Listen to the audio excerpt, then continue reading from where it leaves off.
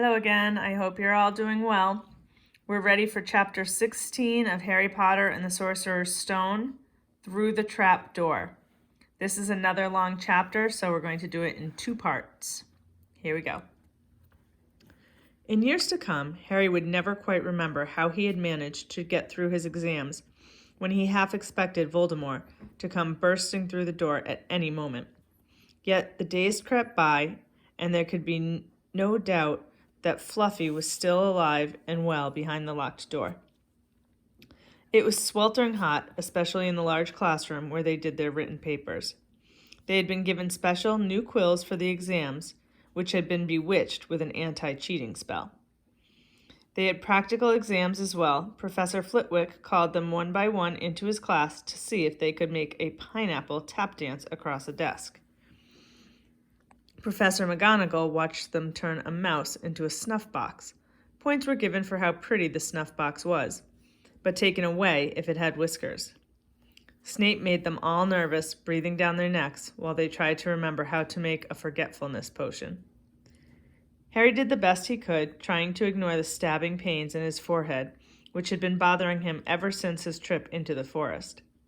Neville thought Harry had a bad case of exam nerves because Harry couldn't sleep, but the truth was that Harry kept being woken by his old nightmare, except that it was now worse than ever because there was a hooded figure dripping blood in it. Maybe it was because they hadn't seen what Harry had seen in the forest, or because they didn't have scars burning on their foreheads, but Ron and Hermione didn't seem as worried about the stone as Harry. The idea of Voldemort certainly scared them, but he didn't keep visiting them in dreams, and they were so busy with their revision they didn't have much time to fret about what Snape or anyone else might be up to. Their very last exam was History of Magic. 1 hour of answering questions about batty old wizards who'd invented self-stirring cauldrons, and they'd be free. Free for a whole wonderful week until their exam results came out. When the ghost of Professor Binns told them to put down their quills and roll up their parchment, Harry couldn't help cheering with the rest. "That was far easier than I thought it would be," said Hermione as they joined the crowds flocking out into the sunny grounds. "I needn't have learned about the 1637 Werewolf Code of Conduct or the uprising of Elfric the Eager." Hermione always liked to go through their exam papers afterwards, but Ron said this made him feel ill, so they wandered down to the lake and flopped under a tree. The Weasley twins and Lee Jordan were tickling the tentacles of a giant squid, which was basking in the warm shallows. "No more revision," Ron sighed happily, stretching out on the grass. "You could look more cheerful, Harry. We've got a week before we find out how badly we've done. There's no need to worry yet." Harry was rubbing his forehead. "I wish I knew what this means," he burst out angrily. "My scar keeps hurting. It's happened before, but never as often as this." "Go to Madame Pomfrey," Hermione suggested. "I'm not ill," said Harry. "I think it's a warning. It means danger's coming." Ron couldn't get worked up. It was too hot. "Harry, relax. Hermione's right. The stone's safe as long as Dumbledore's around. Anyway, we've never had any proof Snape found out how to get past Fluffy. He nearly had his leg ripped off once. He's not going to try it again in a hurry. And Neville will play Quidditch for England before Hagrid lets Dumbledore down." Harry nodded, but he couldn't shake off a lurking feeling that there was something he'd forgotten to do, something important. When he tried to explain this, Hermione said, "That's just the exams. I woke up last night and was halfway through my Transfiguration notes before I remembered we'd done that one." Harry was quite sure the unsettled feeling didn't have anything to do with work, though. He watched an owl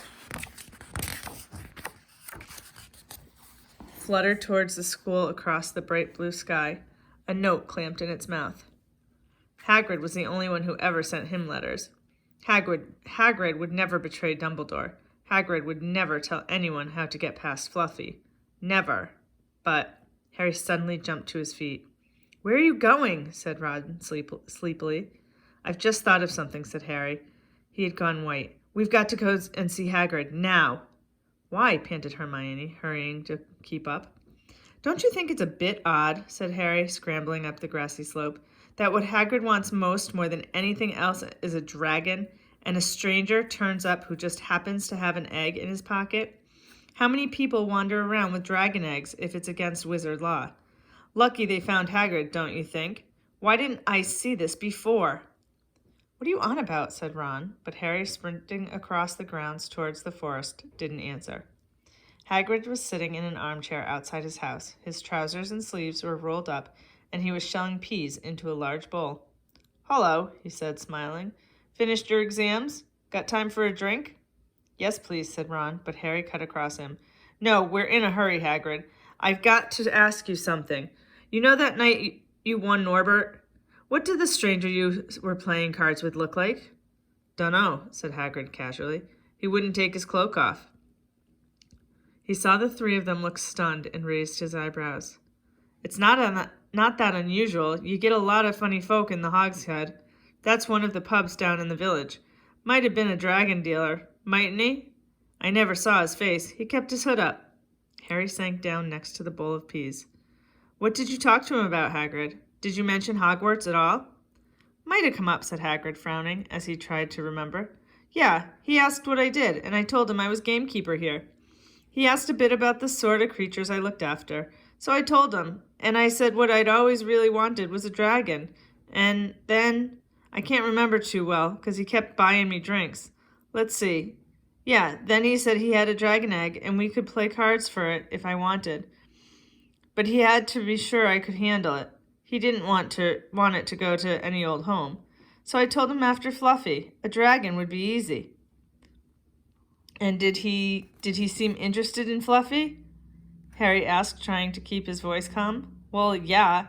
How many three-headed dogs do you meet even around Hogwarts?" So I told him, "Fluffy's a piece of cake if you know how to calm him down. Just play him a bit of music and he'll go right to sleep." Hagrid suddenly looked horrified. "I shouldn't have told you that," he blurted out. "Forget I said it. Hey, where you going?" Harry, Ron, and Hermione didn't speak to each other at all until they came to a halt in the entrance hall, which seemed very cold and gloomy after the grounds. "We've got to go to Dumbledore," said Harry. "Hagrid told the stranger how to get past Fluffy, and it was either Snape or Voldemort under that cloak. It must have been easy once he'd got Hagrid drunk. I just hope Dumbledore believes us. Firenze might back us up if Bane doesn't stop him. Where's Dumbledore's office?" They looked around as if hoping to see a sign pointing them in the right direction. They had never been told where Dumbledore lived, nor did they know anyone who had been sent to see him. "We'll just have to," Harry began, but a voice suddenly rang across the hall. "What are you three doing inside?" It was Professor McGonagall carrying a large pile of books. "We want to see Professor Dumbledore," said Hermione rather bravely, Harry and Ron thought. "See Professor Dumbledore," Professor McGonagall repeated, as though this was a very fishy thing to want to do. "Why?" Harry swallowed. Now what? "It's sort of a secret," he said, but he wished at once he hadn't, because Professor McGonagall's nostrils flared. "Professor Dumbledore left 10 minutes ago," she said coldly. "He received an urgent owl from the Ministry of Magic and flew off for London at once." "He's gone?" said Harry frantically. "Now?" "Professor Dumbledore is a very great wizard, Potter. He has many demands on his time." "But this is important." "Something you have to say is more important than the Ministry of Magic, Potter?" "Look," said Harry, throwing caution to the winds. "Professor, it's about the Sorcerer's Stone." Whatever Professor McGonagall had expected, it wasn't that. The books she was carrying tumbled out of her arms, but she didn't pick them up. "How do you know?" she spluttered. "Professor, I know that that someone's going to try and steal the stone. I've got to talk to Professor Dumbledore." She eyed him with a mixture of shock and suspicion. "Professor Dumbledore will be back tomorrow," she said finally. "I don't know how you found out about the stone, but rest assured no one can possibly steal it. It's too well protected." "But Professor—" "Potter, I know what I'm talking about," she said shortly. She bent down and gathered up her fallen books. "I suggest you all go back outside and enjoy the sunshine." But they didn't. "It's tonight," said Harry, once he was sure Professor McGonagall was out of earshot. Snape's going through the trapdoor tonight. He's found out everything he needs, and now he's got Dumbledore out of the way. He sent that note. I bet the Ministry of Magic will get a real shock when Dumbledore turns up.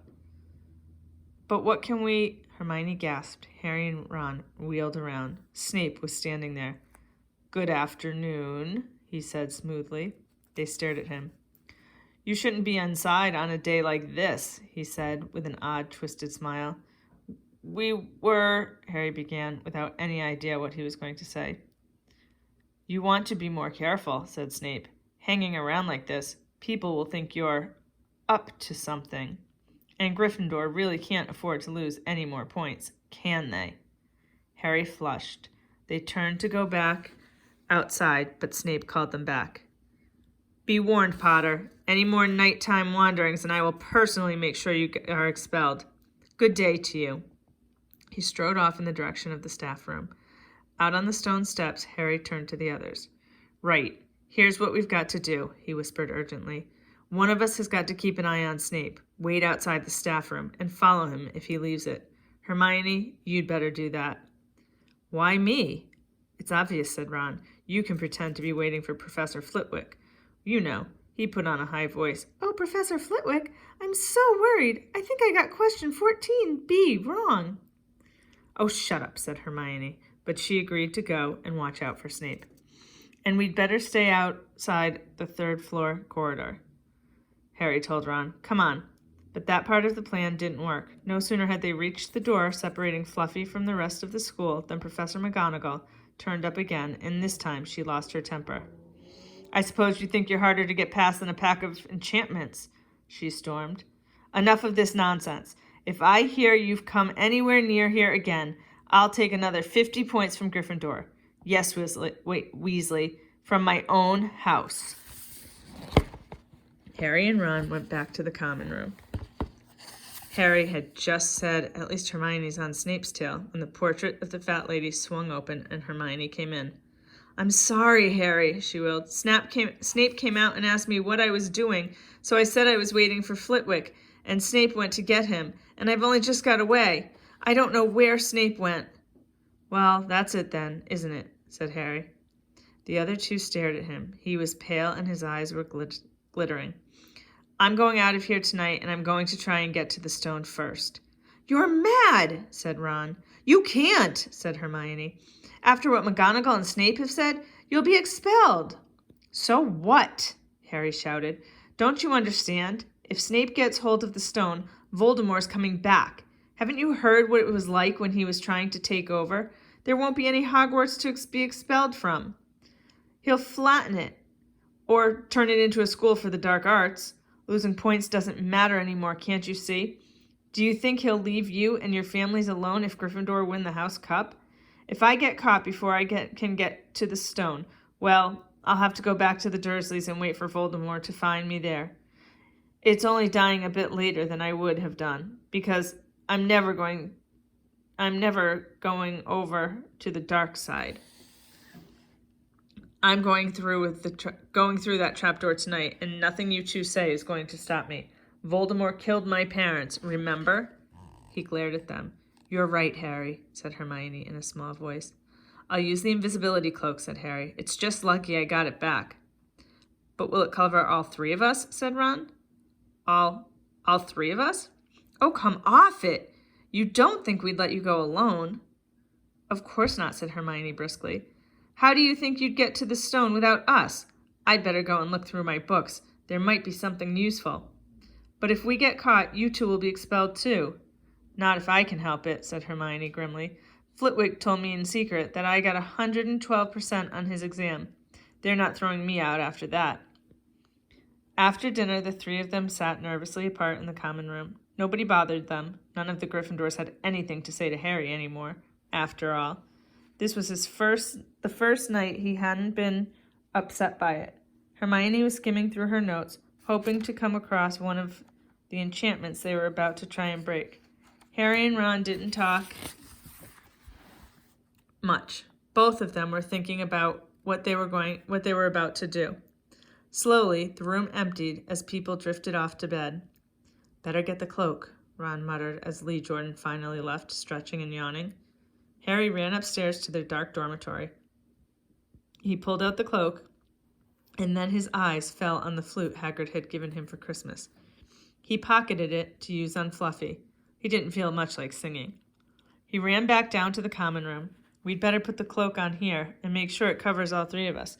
If Filch spots one of our feet wandering along on its own...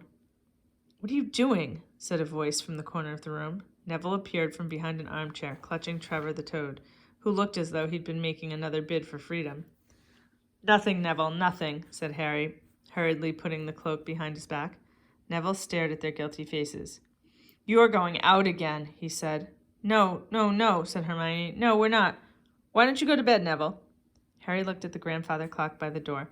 They couldn't afford to waste any more time. Snape might even now be playing Fluffy to sleep. You can't go, said Neville. You'll be caught again. Gryffindor will be in even more trouble. You don't understand, said Harry. This is important. But Neville was clearly steeling himself to do something desperate. I won't let you do it, he said, hurrying to stand in front of the portrait hole. I'll fight you. Neville, Ron exploded, get away from that hole, and don't be an idiot. Don't you call me an idiot, said Neville. I don't think you should be breaking any more rules, and you were the one who told me to stand up to people. Yes, but not to us, said Ron in exasperation. Neville, you don't know what you're doing. He took a step forward, and Neville dropped Trevor the Toad, who leapt out of sight. Go on, then. Try and hit me, said Neville, raising his fists. I'm ready. Harry turned to Hermione. Do something, he said desperately. Hermione stepped forward. Neville, she said, I'm really, really sorry about this. She raised her wand. Petrificus totalis, she cried, pointing it at Neville. Neville's arms snapped to his sides. His legs sprang together. His whole body rigid. He swayed where he stood and then fell flat on his face, stiff as a board. Hermione ran to turn him over. Neville's jaws were jammed together so he couldn't speak. Only his eyes were moving, looking at them in horror. What have you done to him? Harry whispered. It's the full body bind, said Hermione miserably. Oh, Neville, I'm so sorry.